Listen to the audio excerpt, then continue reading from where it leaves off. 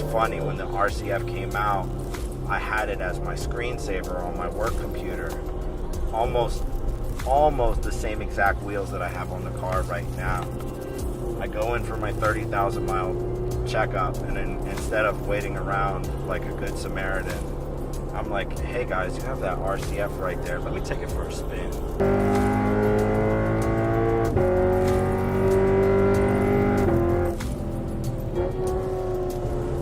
Took it for one test drive. I was like, damn man, I gotta have this car. This car was sitting on the showroom floor, and they pretty much told me I was going home with it. And I was like, guys, I didn't come here to buy a car. And they were like, nah, man, you're going to go home with this car. We'll make it happen for you. Don't worry about it. I'm like, guys, I'm not buying this car. Well, sure as shit, here we are.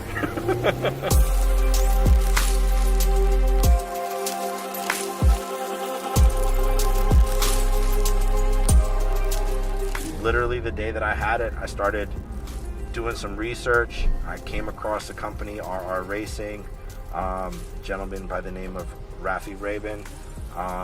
And he was the specialist in terms of R&D on the Lexus platform. This car was the first Lexus in the world to have a true coilover system. The suspension is built by Penske. When I got the suspension, it had independent shock dynos on it.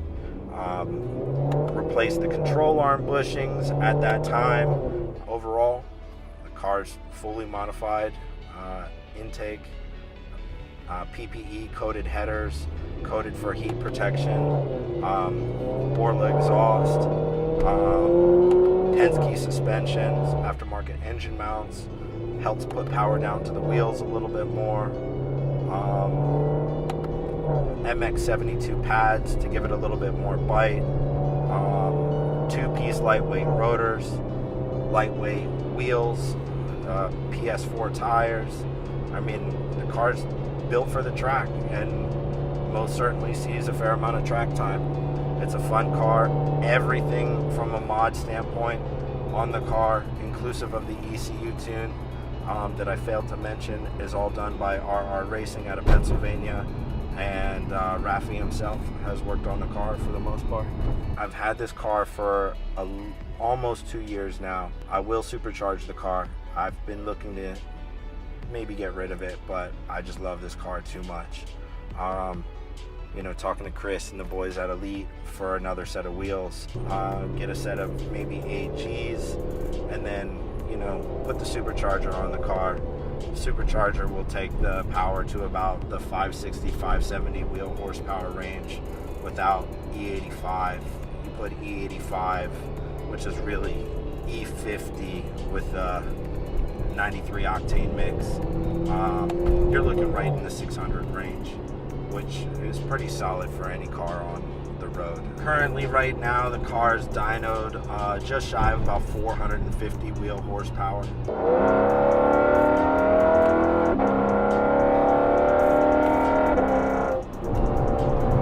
And as you can hear, the car is quite loud. It's quite fun to drive.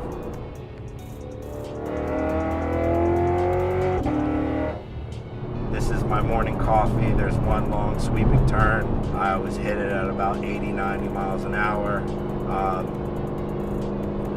Anybody that gets in this car and drives it, you know, walks away very impressed. I mean, it's a naturally aspirated V8. It won't be naturally aspirated for long, but I believe Lexus and the engineers actually did a really great job with this car. I guess I've known Chris now for about a year or so. The shop does great work, and that's all that you can ask for. Very few folks in the area have the in-ground alignment rack. The alignment on this car obviously is custom. It's low. It runs a lot of camber. You know, you just can't put the car on any given alignment rack, so you might as well have the best of the best do what they do, and that's how I found Elite. I don't see myself getting rid of this car anytime soon. I mean, this has been a great car to me. It's been a fun car. I've loved building it, and I just enjoy the hell out of driving it. And I would hate to see, you know, it go in any way, shape, or form. So maybe the next thing on the horizon is, I've been a big fan of the AMG GT, but I've heard that they're very hard to drive. more because of spatial awareness, a lot of blind spots. So I think I got a lot of cars to drive in the meantime, and who knows? Only time will tell.